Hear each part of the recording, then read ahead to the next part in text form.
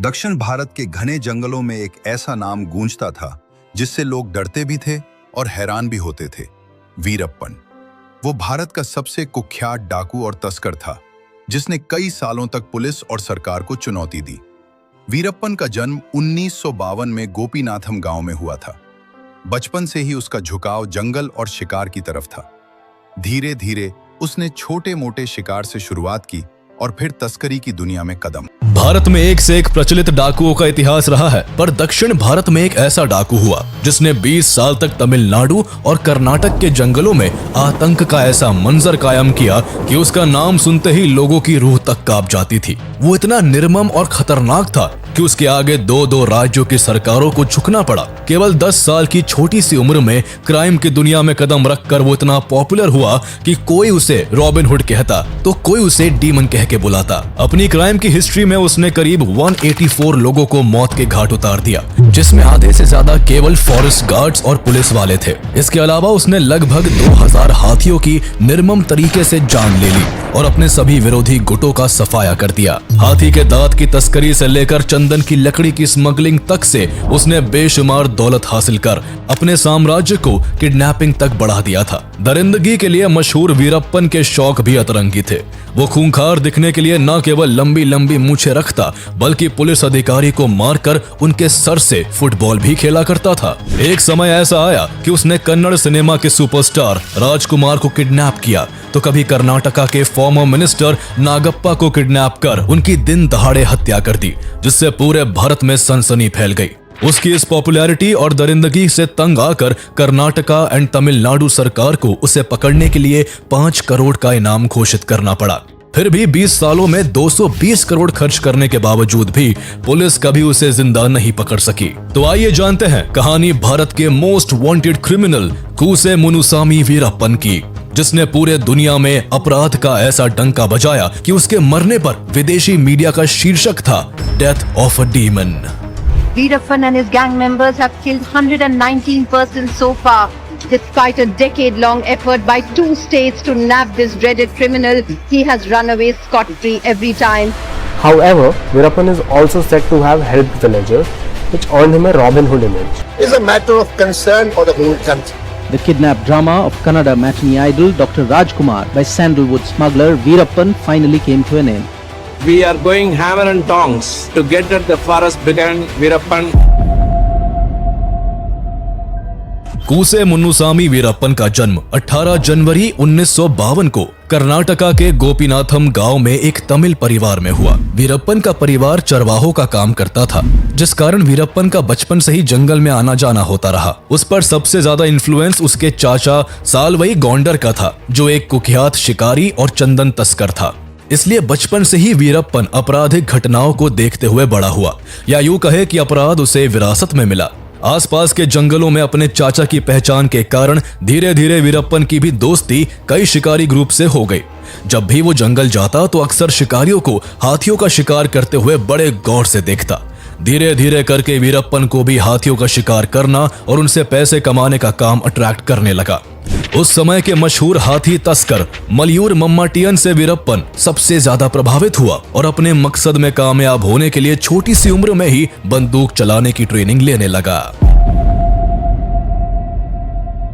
उस समय दक्षिण भारत के जंगलों में हाथियों का शिकार करना आम बात थी। हाथियों को मारकर उनके दांतों को महंगे दामों में बेचा जाता। वीरप्पन भी मात्र 10 साल की उम्र में शिकार के लिए मैदान में कूद पड़ा और कुछ ही दिनों में इस काम में इतनी महारत हासिल करी कि उसका नाम उस समय के सबसे बेहतरीन शूटरों में शामिल होने लगा।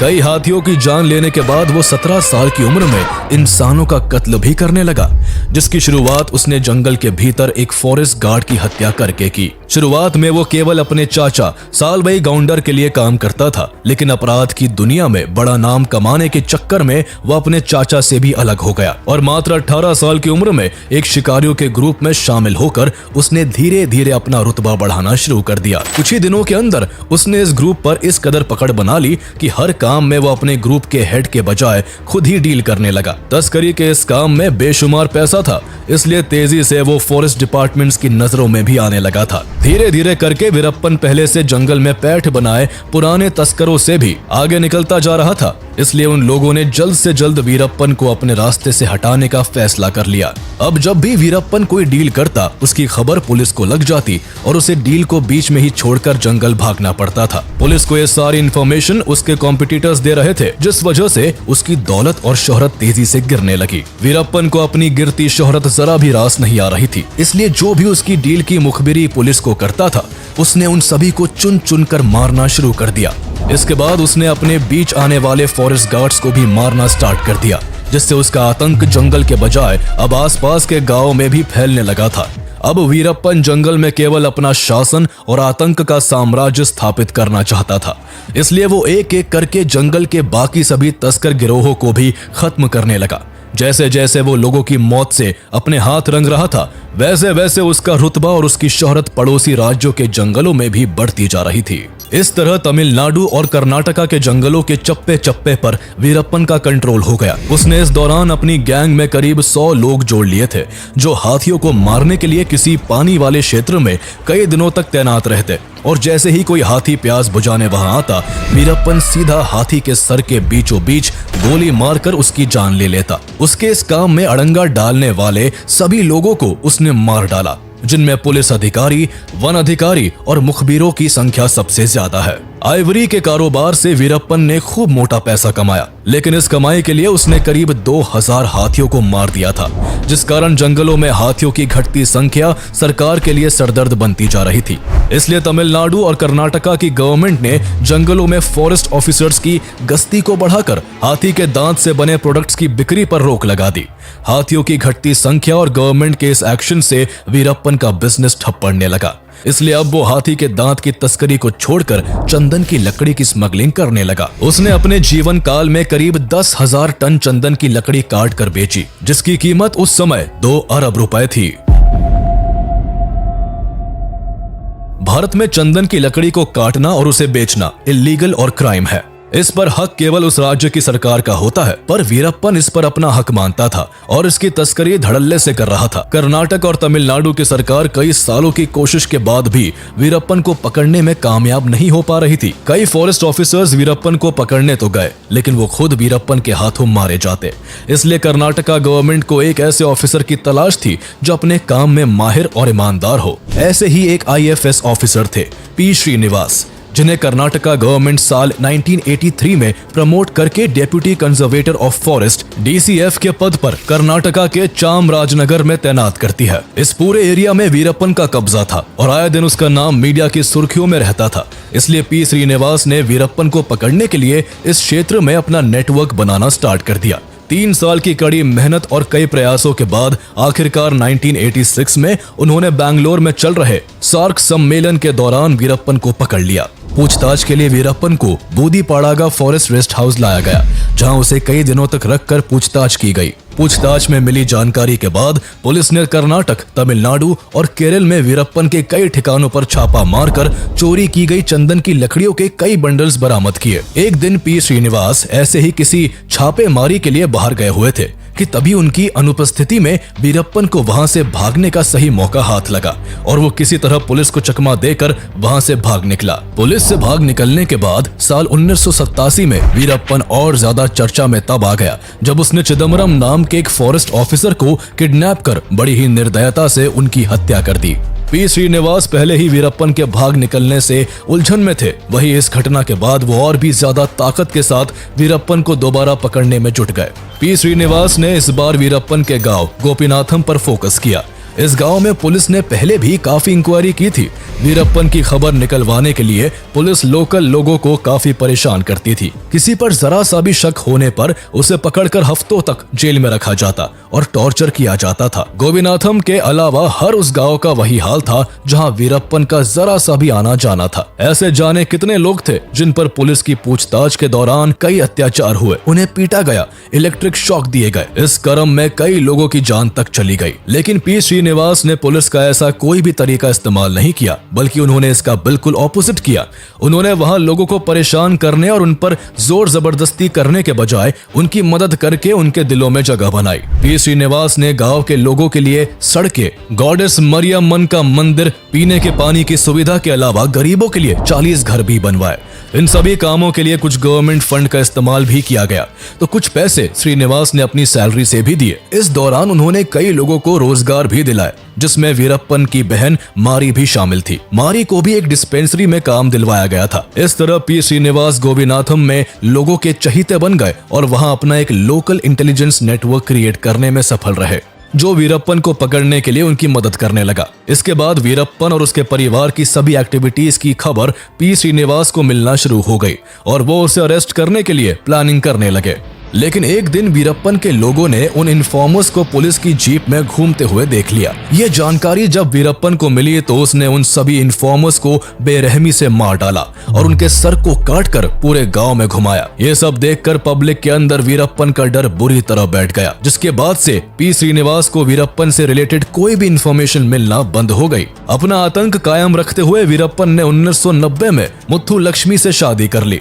इसके कुछ ही दिन बाद फरवरी 1990 में पुलिस को वीरप्पन की चंदन तस्करी की एक बड़ी डील की इंफॉर्मेशन मिली। डील की जगह पता चलते ही पुलिस ने उस जगह को चारों ओर से घेर लिया। वीरप्पन को बचने के लिए अपना सारा माल छोड़कर वहां से छुपते छुपाते भागना पड़ा।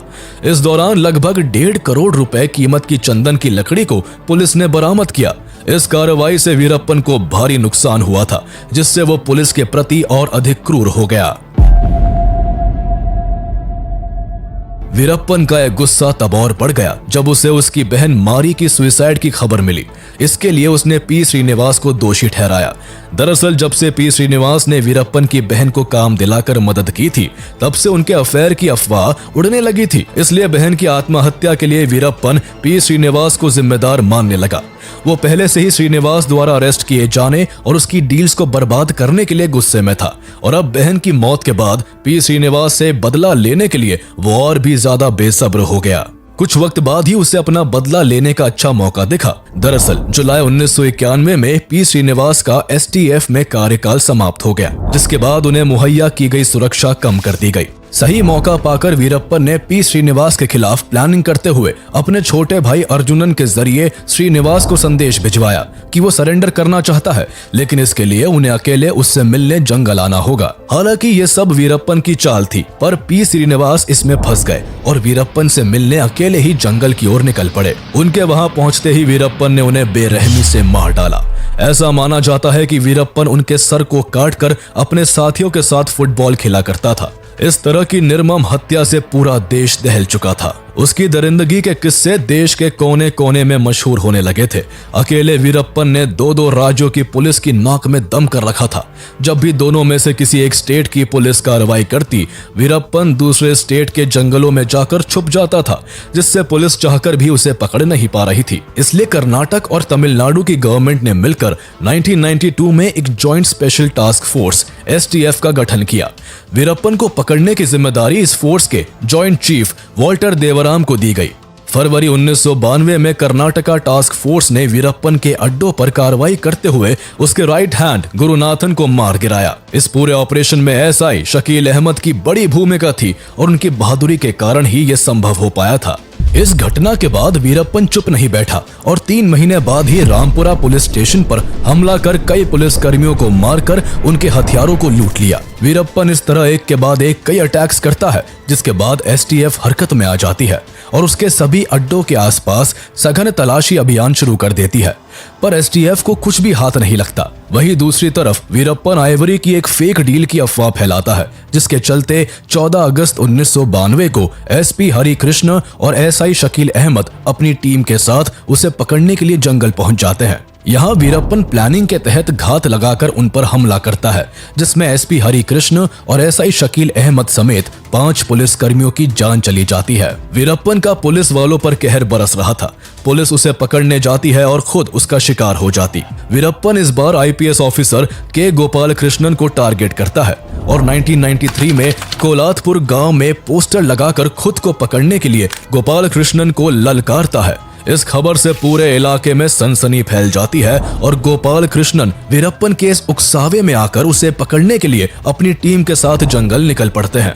उनके साथ 15 इन्फॉर्मर्स, 2 फॉरेस्ट गार्ड्स और 5 पुलिस वाले भी एक अन्य बस में सवार थे, जो उनके आगे आगे चल रहे थे। वीरप्पन भी उनकी हर गतिविधि पर नजर गड़ाए बैठा था और उसने पहले से ही रास्ते में लैंड माइन्स को बिछवा दिया था, जैसे ही बस पलार ब्रिज के पास पहुंचती है, बस को विस्फोट से उड़ा दिया जाता है। बस में सवार सभी 22 लोग मारे जाते हैं, लेकिन गोपाल कृष्णन दूसरे व्हीकल में होने के कारण बच जाते हैं। इस विस्फोट में वो गंभीर रूप से घायल होते हैं और उन्हें ठीक करने के लिए डॉक्टर्स को 9 सर्जरीज करनी पड़ती है। इस घटना के बाद पुलिस प्रशासन की साख पर गंभीर प्रश्न चिन्ह लग चुका था। इसलिए एसटीएफ ने अपनी ऑपरेशन को और तेज कर दिया और वीरप्पन के गांव में सघन तलाशी शुरू कर दी। इस दौरान मई 1993 में पुलिस उसके परिवार वालों से पूछताछ करती है और उसकी पत्नी मुथु लक्ष्मी को अपने पति का सहयोग करने के जुर्म में गिरफ्तार कर लेती है। हालांकि उसे कुछ दिनों के बाद छोड़ दिया जाता है। वीरप्पन की पत्नी को तो रिहा कर दिया गया, लेकिन इसी बीच तमिलनाडु गवर्नमेंट ने वीरप्पन और उसके गुट को पकड़ने के लिए एसटीएफ के साथ साथ बीएसएफ को भी जोड़ दिया। बीएसएफ ने जुलाई 1993 में फॉरेस्ट एरिया में ऑपरेशन करते हुए वीरप्पन के 19 साथियों को गिरफ्तार कर लिया। एक महीने बाद अगस्त 1993 में बीएसएफ और वीरप्पन की गैंग के बीच फिर से मुठभेड़ हुई, जिसमें वीरप्पन के 18 लोग मारे गए। वहीं इस दौरान बीएसएफ के 3 जवान भी शहीद हो गए। इसके बाद का क्रम कई सालों तक ऐसा ही चलता रहा। कभी पुलिस वीरप्पन के गैंग मेंबर्स को मार गिराती, तो कभी वीरप्पन पुलिस पर छुपके से हमला करके उन्हें अपना निशाना बनाता। पुलिस लाख कोशिशों के बाद भी वीरप्पन को पकड़ना तो दूर, उसको छू तक भी नहीं पा रही थी। जंगल में उसने एक ऐसा साम्राज्य स्थापित कर लिया था जिसे 2 राज्यों की पुलिस मिलकर भी नहीं गिरा पा रही थी।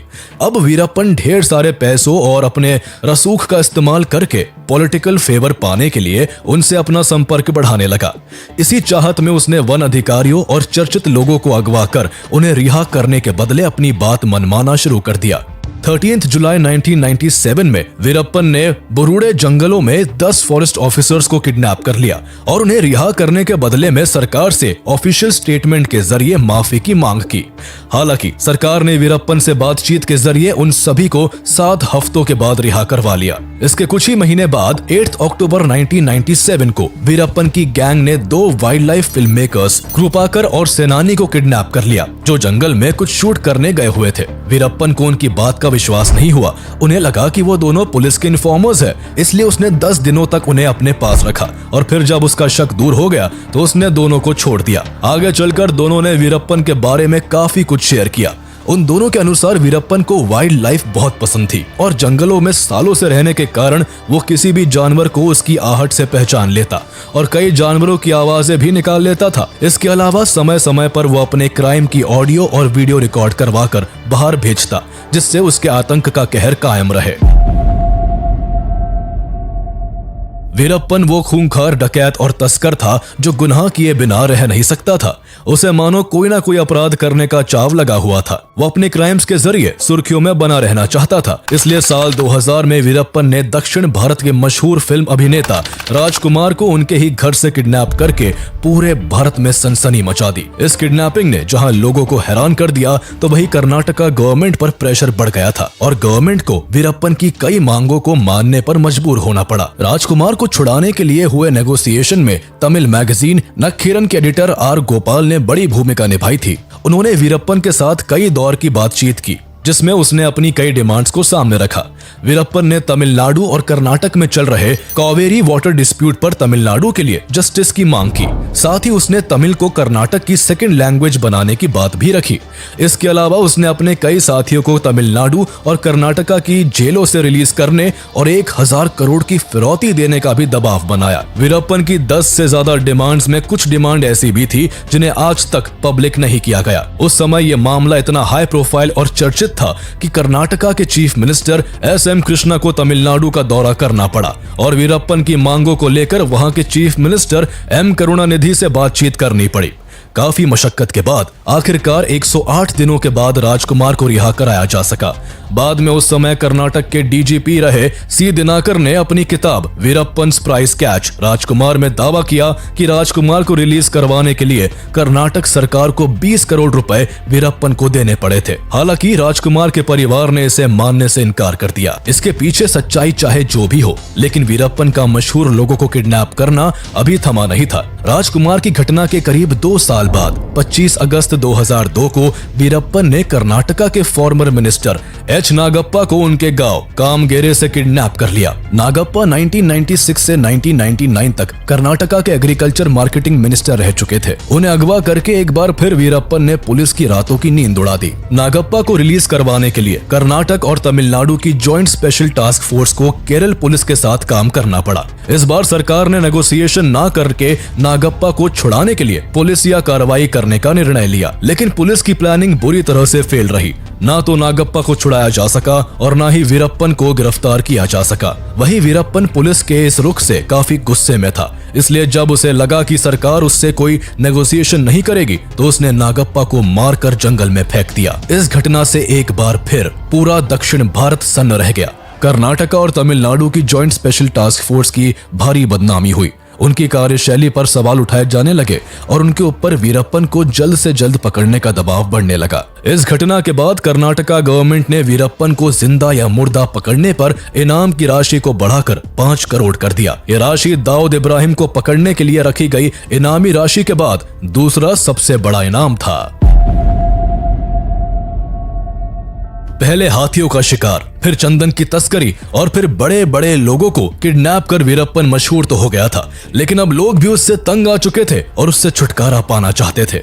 कर्नाटक और तमिलनाडु सरकार के लिए वीरप्पन पहले से ही पांव का कांटा बना हुआ था, जिसका जल्द से जल्द सफाया करना जरूरी था। इसलिए साल 2003 से 2004 के बीच तमिलनाडु की चीफ मिनिस्टर जयललिता ने आईपीएस के विजय कुमार को एसटीएफ को लीड करने की जिम्मेदारी सौंपी। विजय कुमार एक बहुत ही एक्सपीरियंस पुलिस ऑफिसर थे और उन्हें कर्नाटक, तमिलनाडु और केरल के जंगलों के बारे में भी काफी नॉलेज थी। उनके साथ आईपीएस एन.के. सेंथामराई कन्नन को एसटीएफ सेकंड इन कमांड की जिम्मेदारी सौंपी गई। जयललिता की तरफ से वीरप्पन को जिंदा या मुर्दा पकड़ने के लिए एसटीएफ को खुली छूट दी जाती है, जिसके बाद विजय कुमार वीरप्पन से जुड़ी हर छोटी बड़ी इंफॉर्मेशन जुटाने में लग गए। इन सब में एसटीएफ को करीब 10 महीने का वक्त लग जाता है, जो इस बार कोई भी गलती नहीं करना चाहते थे। इसलिए उन्होंने सबसे पहले वीरप्पन की मौजूद सभी वीडियोस को बड़ी बारीकी से देखना शुरू कर दिया और आखिरकार उनको सफलता हाथ लगती है।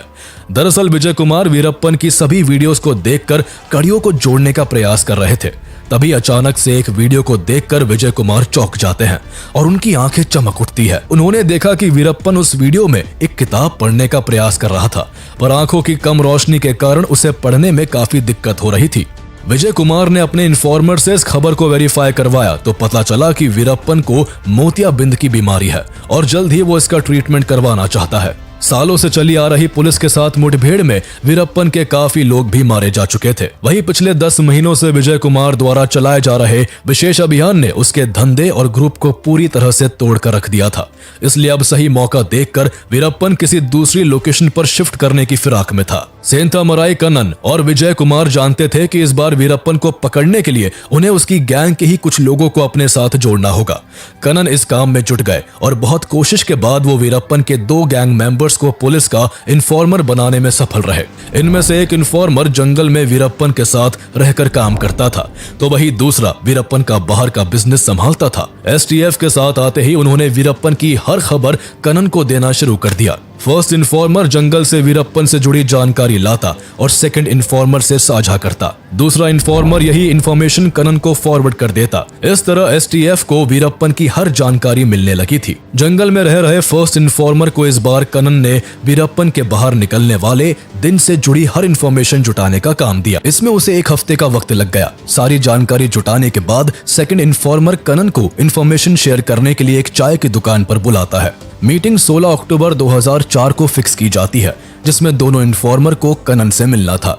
16 अक्टूबर के दिन फर्स्ट इन्फॉर्मर द्वारा बताई गई चाय की दुकान पर दूसरा इन्फॉर्मर पहुंचता है। वही सेंथामराई कन्नन अपनी अनकवर गाड़ी में बैठे हुए थे। कुछ देर बाद फर्स्ट इन्फॉर्मर भी वहां पहुंच जाता है और चाय पीने के बहाने दूसरे इन्फॉर्मर को बताता है कि अन्ना 18 अक्टूबर को अपना ट्रीटमेंट करवाने जंगल से बाहर आने वाले हैं और वो सेलम के एक हॉस्पिटल में अपना ट्रीटमेंट करवाना चाहते हैं।